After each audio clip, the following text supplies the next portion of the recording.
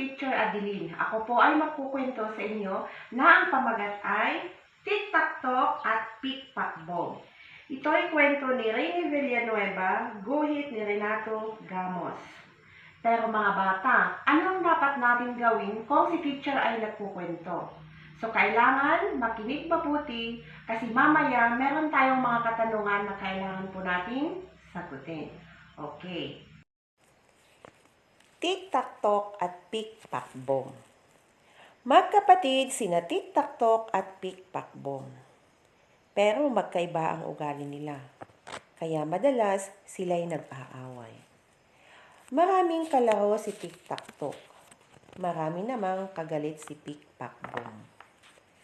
Marunong bumilang si Tic-Tac-Toc. 1, 2, 3. Sagot naman ni Pick-Pack-Bom. Ang tatay mong kalbo.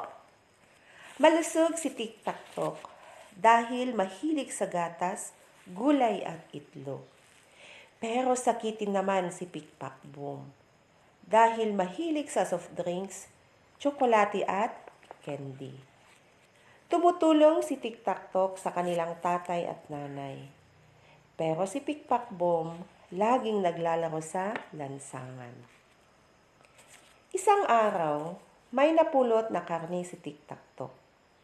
Tingnan mo to, sabi pa niya kay Pick-Pack-Bom. Kinuha ni Pick-Pack-Bom ang karne at tinikman. Ang sarap, sabi ni Pick-Pack-Bom. Mabilis na tumakbo si Pick-Pack-Bom at tinangay ang kapirasong karne. Pahingi naman, sigaw ni Tic-Tac-Toc. Bigyan mo ako kahit konti, sumagot si Pick-Pack-Bom. Kainin mo ang paa mo. At tumawa habang tumatakbo. At naghabulan ang dalawa. Nakapagtago agad si Pick-Pack-Bom.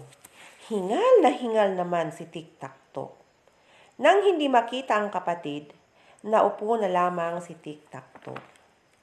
Habang nagpapahinga si Tic-Tac-Toc, may dumating na isang matadero.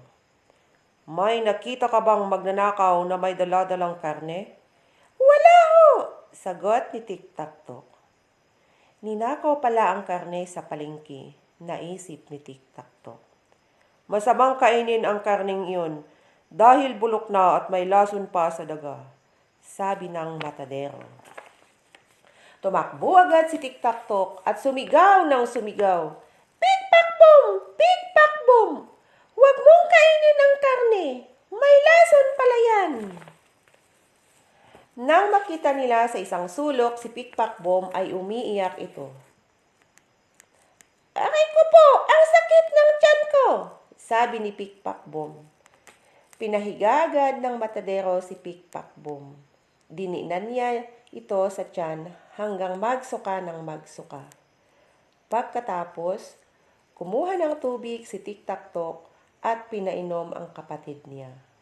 Saka pa lamang nawala ang sakit ng tiyan nito. At mula noon, nagbago na si Pick-Pack-Bom. Hindi na sila nag-aaway ng kaniyang kapatid.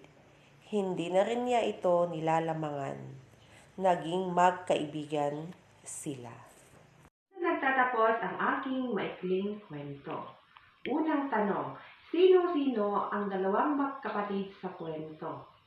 Pangalawang tanong, anong magandang aral na napulot ninyo sa ating kwento? Paalam na mga bata, hanggang sa muli!